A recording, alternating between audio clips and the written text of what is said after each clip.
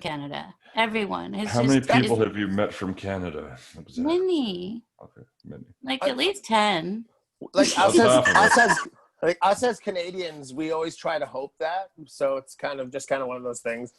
Well, what's you don't really know how Canadian you sound until you go. Like I was in Sacramento like 6 years ago, and once like we're intermingling with the locals and stuff there, like we really did stick out like sore thumbs. It was just like, yeah, we're definitely like we didn't think we sounded Canadian, but we're definitely Canadian as fuck. Do we have accents?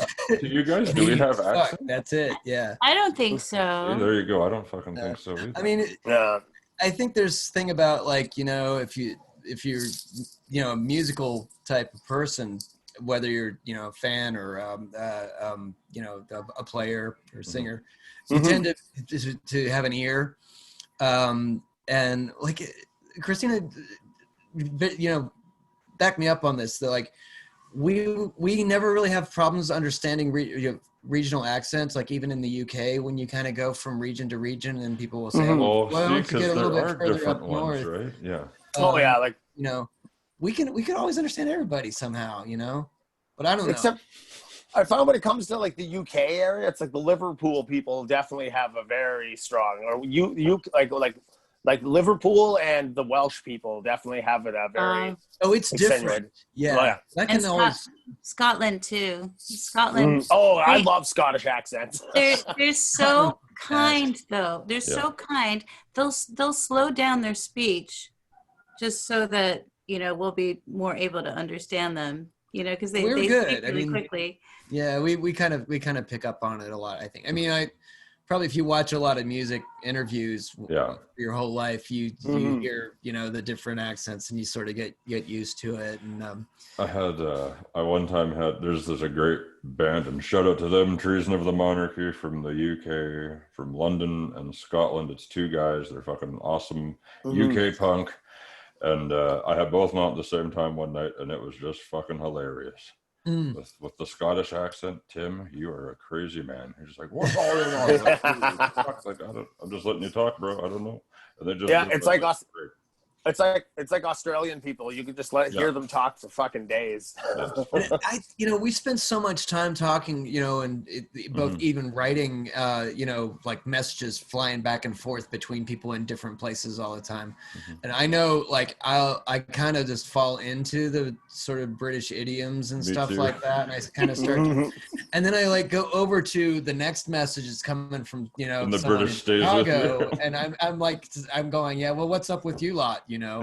You know, it's just it's so much cooler than American. Yeah, that's cooler than Canadian. Yeah. I don't know.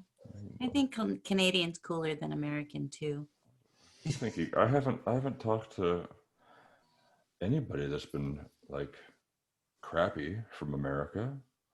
Sometimes that's like a stigma. I've always loved America, to be honest with you. No, I have too, for sure. But you know, you see in the media and stuff, there's some fucking wackadoodles out there. You know what I mean? Probably everywhere. But of course, in Canada like, too, 100%. Same up here. Oh fuck, there's maniacs up here. Holy shit! There's wackos everywhere. Talking to the musicians. You're talking to the musicians, and you're talking to the musicians that are that want to talk to you. So you kind of got an asshole filter. Yeah, I think so. And I got an asshole. One guy's a fucking dink. I'm not gonna name him. Oh boy. It never happened because I was like, I'm not gonna fucking talk to you. That's it. He was mad because my kid got sick and I had to cancel, but I gave him like 8 hours notice. I was like, sorry, bro, I can't. It wasn't like I told him like 20 minutes beforehand or something. And if that was the case, well, whatever. I got little guys, I can't but he was like, well, fuck you. Why the fuck do you have to cancel now? And I was like, dude, it's like 8 hours notice. It's not like you're just like, nah, I'm not gonna. It's not like you gave him an hour's heads up. Oh my gosh! If you had to cancel because your kid was sick, you would have. My family absolutely comes first, but I understand that for everybody. Like, absolutely. But I was kind of just like still bitter about it, you know. I was like, but I mean, you're gonna generally, you know.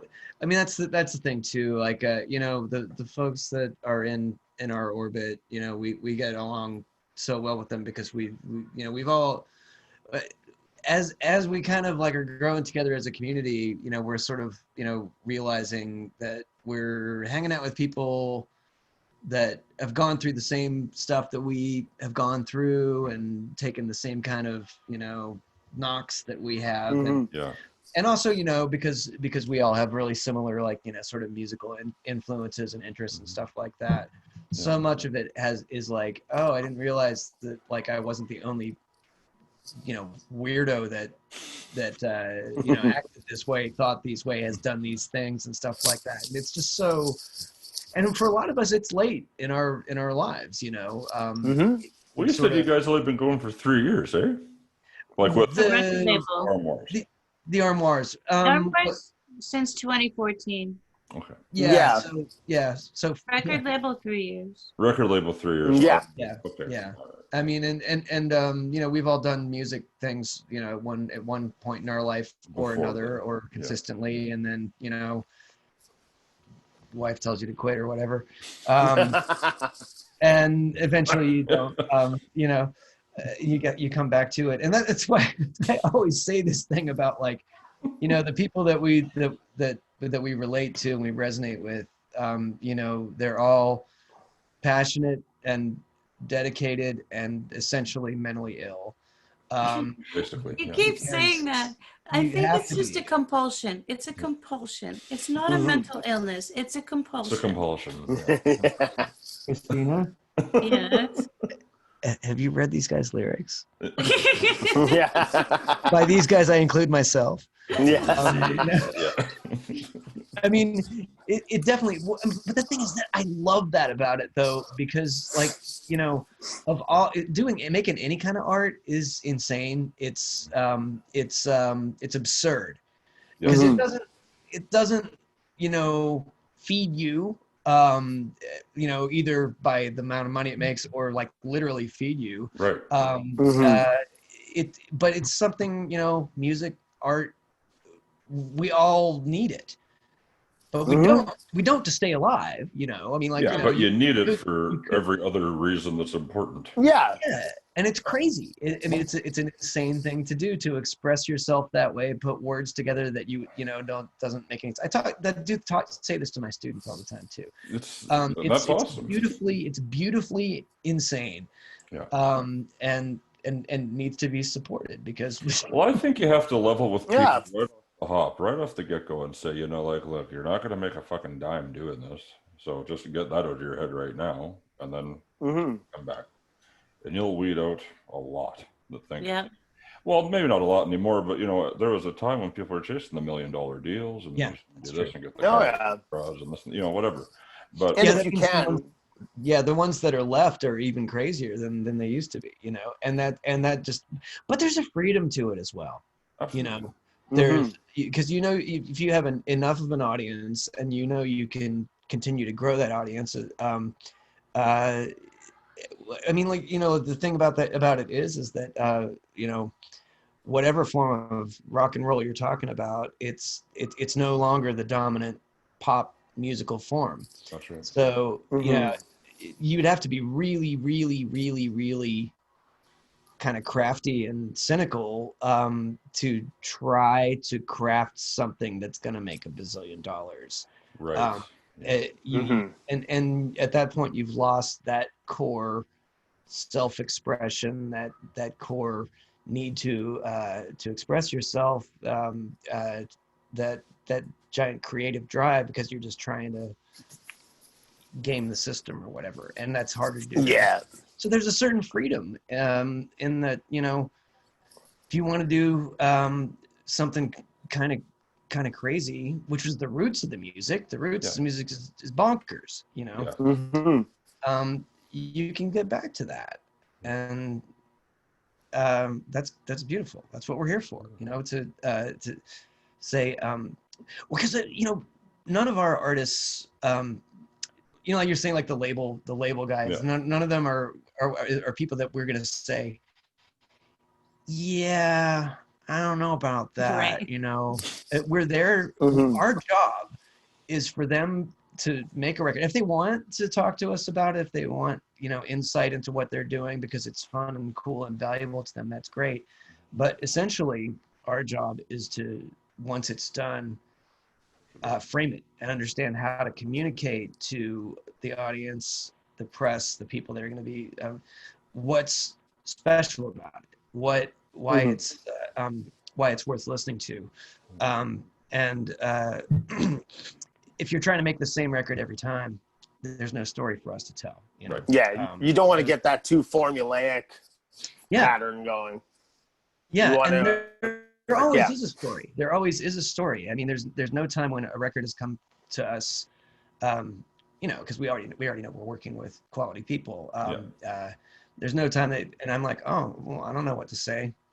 Here's a bunch of songs. These guys made it, I guess. You know, there's always something exciting. There's always something that's just genuinely thrilling about, you know, looking back on this year. There's been just, especially when these things are coming out and the world is the way it is right now. And the world, you know, we were putting things out while this story, this crazy thing was unfolding. We would look at things like, you know, the Corner Laughers had just made this record that had a certain kind of interesting melancholy to it. This sort of, you know, thematically it was about letting go in order to move forward, but understanding the sort of even the beauty of letting go of something. And that was like, that was what we were all experiencing and what we were all feeling. And so, you know, it was our job to say, you know, bring that forward. And some of the stuff we put out was in progress, like that one was, like the Spy Genius double record is a double record. I mean, like, you know, you could just say, guys, double record, you guys are nuts. Dude, yeah. But we were just like, no, because this is, I mean, you know, it's like, I've got it right I'll here. get mine. Yeah. Yeah. You just sort of look at this and like, I know. We're not looking at these guys just kept recording until they had too many tracks. You know, there's a storyline, there's a through line. I love that thematic, map. Yeah. See, that's a classic example of why physical media matters. Oh God, yeah. I mean, right? I mean, and you know, if you were looking at this as just like a you know, 17 songs kind of sitting there, that's one thing. But if you know, listen to it, and you dig into it, and then you get into like, oh wait, there's a treasure map. Hey, check that out. You know, I love that. This is that's awesome. Themes of the songs and stuff like that. Yeah, that's cool. So that was, you know, there's a story there, and then, you know, what came after that was Librarians with Hickeys, and they had just made this. They had just made a record that was that stack of singles. You know, it was one of those things, like I always said, it was like one of these records that would come out in 1979, like by the Knack or somebody, where every song was a single. And that's a type of album too. So the story there was that, like, that's how that coalesced, and it was an interesting thing, you know, that resonated with the times in a different way. So that's what we're here for, you know, to frame those things, and make sure, you know, they have their context. Okay. All right, so Joe, you were gonna go grab a double record of your own? Oh no, I was going to show him the Spy Genius one if he couldn't find it. Mine's right here. I have so Rex, when you said if you go back to the roots of music, it's bonkers. What did you mean by that? Well, it is. I know. I want to hear more. I mean, I want you to talk about it. I mean, it's a crazy thing to do. I mean, it's not like direct communication. We're putting a bunch of noises together with thoughts, and you know, there's no wrong way to do it. The first rule of songwriting is that there are no rules. You know, and then you can kind of start to channel your influences and say, well, I'm more likely to do this at this time than that or something else. But, you know, you don't want to be too formulaic. Like you were saying, you know, you want there to be something new. Yeah. And I think that, like, especially in, you know, the genres that that Big Stir sort of represents, there can be, you know, a tendency to rely on the retro. And to me, what sets an artist apart, I mean, there are lots of people we'd like to work with. They're already working with other labels there, or they, you know, and so that's one reason why maybe we're not representing them. But the things that really hit us is when you know, you have this, a lot of our influences are 60s influences. But do you want to make a record that sounds like Revolver, or do you want to make a record that does what Revolver did in terms of reinventing the music, you know?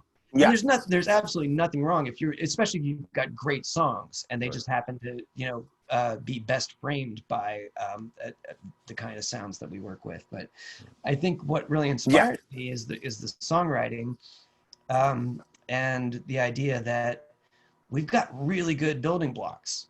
We haven't run out of ways to put them together yet, you know. And this is true with every, you know, rock and roll genre. I think there's more stuff to be done. And what excites me is the people that are still doing new things with, you know, the 3 chords and the harmony structures. We're not out of stuff to say, guys, because we're all still living, we're all still learning, and we're all having new experiences. I mean, like, when a year like this happens, we all have, well, I guess there's not really a year like this, except for this one.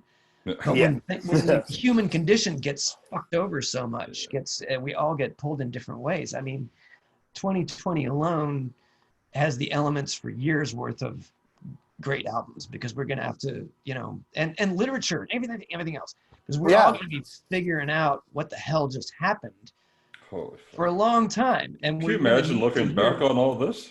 I know. I mean, like, I was kind of saying, every album that came out this year has like an asterisk beside it, you know. And I mean, some people are, you know, gonna tackle it directly. Other people are gonna want to make a record that's about anything other than what's happening right now. But they all, it's kind of hard not to, though, right? So it's like, it's such a big part of everyone's lives right now. It's like, fuck, it's worldwide. So I mean, and Blake always, what's that? Blake, that album. Yeah, that's that Homebound. I'm sorry if I fucked up. The Homebound tapes or something like that. Yeah. That was called? Yeah, that's Did he record that during all this bullshit? And then he recorded that. I think it says right there in the liner notes. I recorded this during all this bullshit. That's a phenomenal album. I love it. That's great. Oh, I was very honored to co-write with Blake. That was one of the, you know, the song that was about my parents having to move from West Virginia. Your parents, eh? They lived there their entire lives. They moved to Florida. That's my favorite song on the album. Wow. Yeah. We have a version of it coming out by a band that is us, but it's us. Yeah. Will that be in the singles release? Because I will hear yes. it. Yeah, that'll be a Thanksgiving thing. Yeah. It's not by the Armoires. No. Okay. It's obviously not. No. We wouldn't put out. We wouldn't put out records under a different name just because we run the label and we can do whatever the hell we want. No, why would you do that? That would be insane. That would be crazy. Yeah, and I've come out very much against craziness. Never. Very straight laced by the book. Ixnay on the crazy A. I mean, and that was. I mean, there were kind of like two different things that came to the fore during this year. One of them was people needing, stability, needing, art that was comforting. Yes. And that is a perfectly valid response. And some of what we put out was very much like that. I mean, like the fact that we even kept our release slate going was, I was going to ask how you even managed to do that, given like Well, all. Christina's really awesome. No, honestly, we almost didn't. We didn't know what to do when COVID hit and everyone was suffering from, post-traumatic stress disorder from having to deal with a global pandemic approaching, and we didn't know how to sensitively Keep the releasing ship rolling. music. Mm-hmm. Because we didn't know if we had to acknowledge it every time, or do we distract with something joyful or something. We realized, that just getting something in the mail during that horrible time was a joy for people. Or connecting with someone. I mean, like feeling someone saying something, through their music that made you feel less isolated. Yeah. Right. And so we decided to keep going. And we didn't know how long it was going to last. Every step of the way, it was like, well, okay, something else is going to come around the corner and we're not going to be able to do this anymore. But it just seemed like people wanted us to keep going. So we kept going, and we never knew if it was right or not. And, we never knew if it was sensitive or not. But some people said, don't make it about COVID. Make it about the music. Make it about, whatever it is that you're finding. Yeah. People it's like, don't make Kevin, don't make it like a focal point. But like you said, Kevin, it's impossible for it not to be in some respects. Truth. Right. But I mean, the great thing is that, working with wonderful artists that have a lot of different perspectives is that what we were able to present was a variety of different kinds of responses from that idea that some of them wanted to really grapple with it, and some of them wanted to do anything but that, and it's all valid. And presenting that whole range of responses was a big deal. Yeah, I think when the albums that we kept putting out, most of them were in motion before the pandemic started. Right. And we were like, well, you can't just throw that away. No. Right. No, that's an incredible amount of work. Exactly. You're not going to just be like, well, I can't, Or you're going to wait. I mean, if we'd started to like say, well, we'll put it out in the fall. Well, we got to the fall. What are you waiting for? Fucked, No, exactly. It still has its place, and just as other stuff gets written and added into it, why not just like keep going, add it to the file, And I don't think you guys did it in a sense to be like, okay, well, I'm not going to take this pandemic seriously and just like fuck COVID, blah blah blah. We'll just keep going anyways. And it's like, no, but you have to keep going because music has to keep going. And like you were saying, Rex, it's like, well, it's bonkers, and how music is. You can't feed yourself with it, but everybody needs it, right? Like I remember I played a show at a farmer's market literally on a street with like a little one speaker PA thing, and my co-band guy, Ron is his name, he was sitting there and he went on this big spiel about saying the same sort of thing as you do. He's like, I want you guys to think about how fucking shitty everything would sound without music. And just think about it, without a tune in your head, without background music anywhere playing, like how miserable whatever. I mean, boring life. What I was drawn to with your guys' label so much. When I put that sampler in, I was like, well, first of all, I saw, the Incurable's awesome, and for sure. And then like listen, I was like, fuck that, this is like good shit. This is what I want to hear right now. This is like happy, uplifting stuff. It's not so scary and depressing and shit. That's great. Yeah. Like, I'm seriously a fan for sure of everything you've Thank said. you so much. And Well, whatever thank else that you. comes. No, it's awesome. It's Yeah, truly definitely. great. Agreed. Like I listen to, like, I've always been the aggressive metal guy, and Yeah, I've me always too. loved, but it's like opening the doors to broadening my horizons to like more melodic and like more smooth sounding music. It's just like, it's definitely a treat. I'm definitely vibing to your guys' record. So Thank you so much. Thank Yeah. you. oh, no, thank you guys. I think You're the guys that are providing it for us. So. Yeah, exactly. Well, and we're just moving it down the line from the people that make it. Yeah. Mm-hmm. You know, it's about them. And what makes us feel good is that they trust us to do right by them in ways. You do Yes. good work. You do I'm good work. gonna tell you something that I always told the kids that I taught that had stage fright. They didn't want to sing in front of an audience, or they didn't want to play in front of an audience. So I would tell them, you know, you're giving us a gift. You're giving the audience a gift.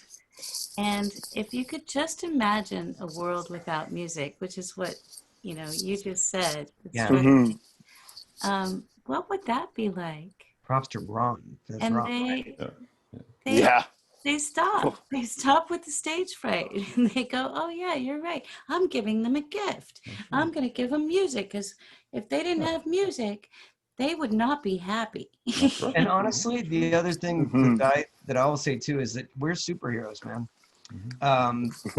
Yeah. We Also that. at whatever small level we're doing this, in a club in front of 10 people, or all the way up to the stadiums, is that we just, if you can do it, you're letting people they're watching you for the same reason. That's what I say to my students too. They're watching you do this, you, the 10-year-old or the 50-year-old, with a guitar making some noise. They're watching you for the same reason that they watch Spider-Man, because they can't shoot webs and sling around, and have spider strength and stuff like that. They also can't scream. They can't play. They're Mm-hmm. your mom is looking at you, and your mom's wants to tell her boss to go fuck himself, but she can't. But you're up there, singing, we ain't gonna take it. Yeah. You are Spider-Man to your mom at this point. Your audience really wants to be able to express these things. They can't, whether it's, and that goes for positive feelings and everything as well. I mean, it's that moment where you can't tell someone that you have a crush on them. Well, that's why there's 100 zillion love songs.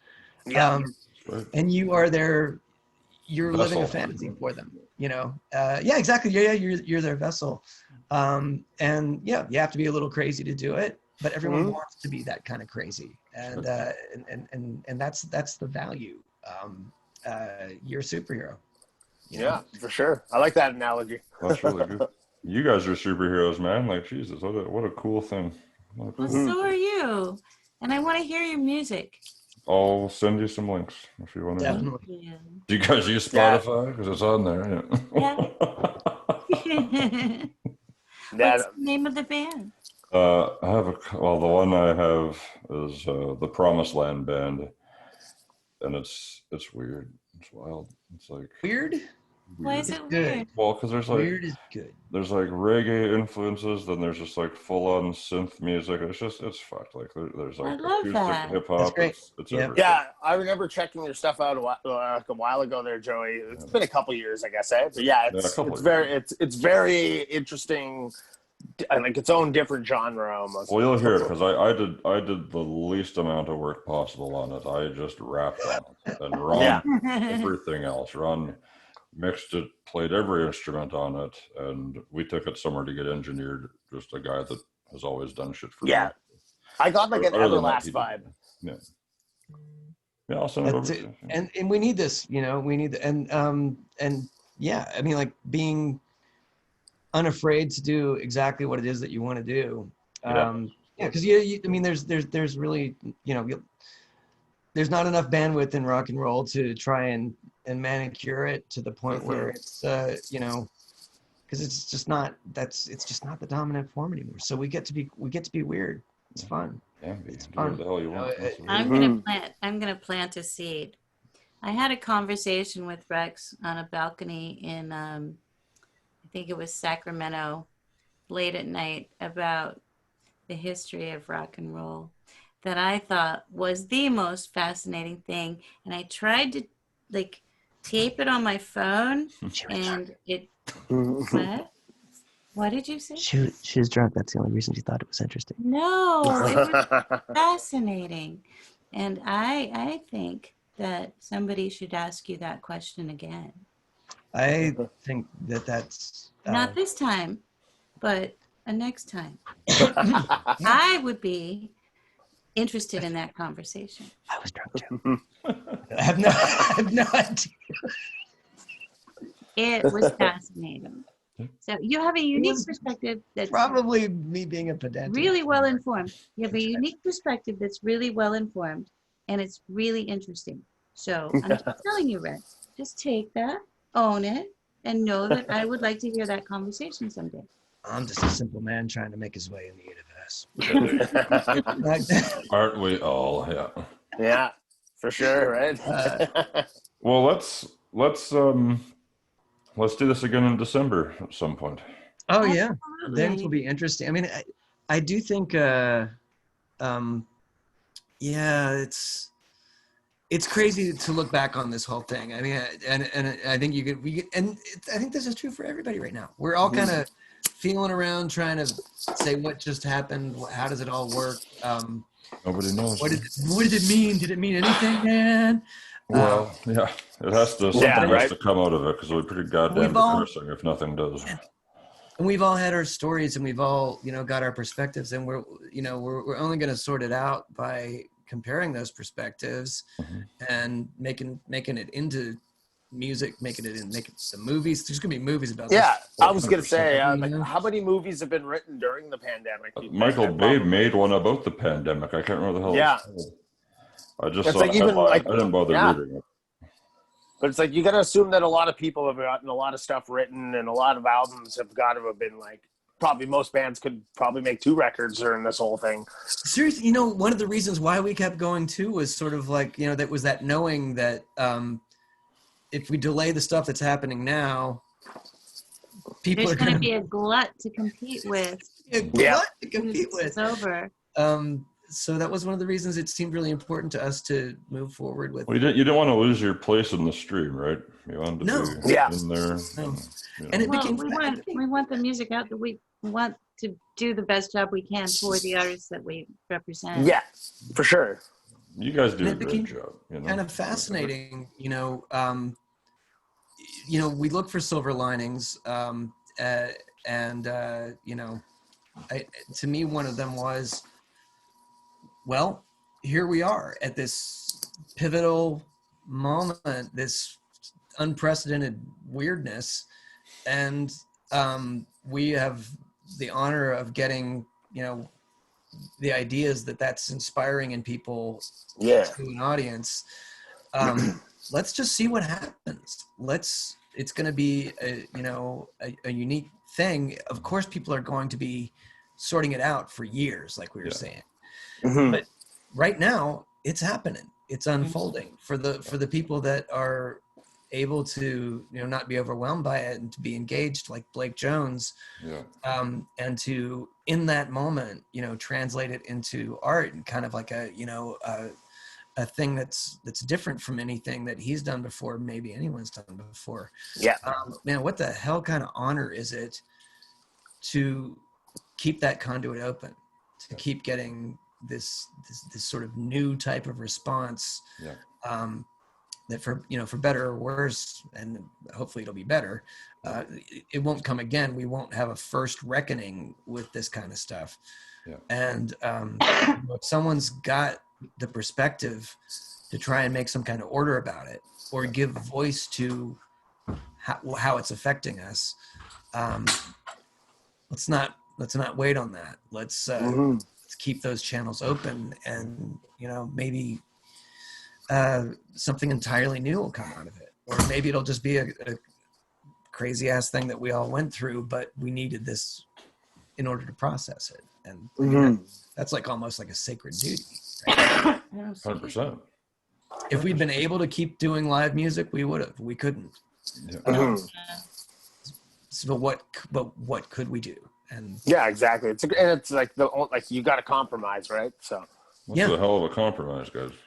And then you look at it and you're like, well, maybe it's not a compromise. Maybe it's the building blocks of something new that even when things go back to normal, You'll have we have this whole, Zoom culture that's sort of allowing us to have this kind of dialogue. Right. That's a new skill, like, and it'll be useful later. Yeah, exactly. I was never like the first couple Zooms I did was with Joe here. So yeah, and the recordings that we have been doing, not that they're coming out or anyone will ever hear them or anything ever. Like that. No. But I think a lot of that, and we've seen other artists go through this too, like Blake.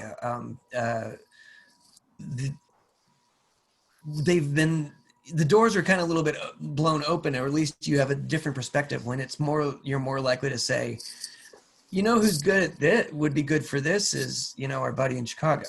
Mm-hmm. Let's get Dolph Chaney to play some Ebo on this. Mm-hmm. Or, who's a good bassist for this? Our buddy Jules over in Oxford. Mm-hmm. And all of a sudden, we've all been doing a little bit of this. We've all been getting more and more into this collaborative, sort of region-free way of making music. But I think this kind of pushed us to look at that definitely more. And the stuff we've been working on, it's got people that have never met each other on it. I mean, that's not new exactly, but there's been more of it, more of an awareness of it. And sometimes I feel like it's kind of cool that there's people that people in an entirely different country that feel more like my bandmates than people on the local scene from one song to another, and that, kind of takes a thing that we've been evolving into for a while in terms of collaborations and pries it wide open. There's value to that, and we'll carry that with us, and it's good thing. Absolutely. It's beautiful, folks. It's crazy. It's beautiful. No, it's wonderful. It's been a pleasure to talk to both of you guys. I love that. That is so funny. We'll pick a day. You guys let me know in December what works for you. Because I know obviously Christmas is bananas, but maybe not this year. Who the fuck knows? Yeah, but we're not actually. We don't even have Christmas. Yeah, exactly. Who knows at this point, right? But we'll do it again. Well, Johnny, it looks like Christmas might not even happen this year. But wait. Is that sleigh bell? Yeah. Damn Christmas special ever. Reincarnated for 2020 purposes. There you go. That's great. But yeah, for sure. No, it's been a pleasure. And again, thank you guys for sending me. Guys. Thank you guys so much. No, thank you guys. Appreciate the time. Yeah. 100%. Like I said, you guys just as much as us. You're doing the Lord's work. It doesn't happen without you. You guys are an absolutely important, essential part of what definitely independent music alive. So do what we got to do to try to keep like new music from spreading. That's the new gospel for me. So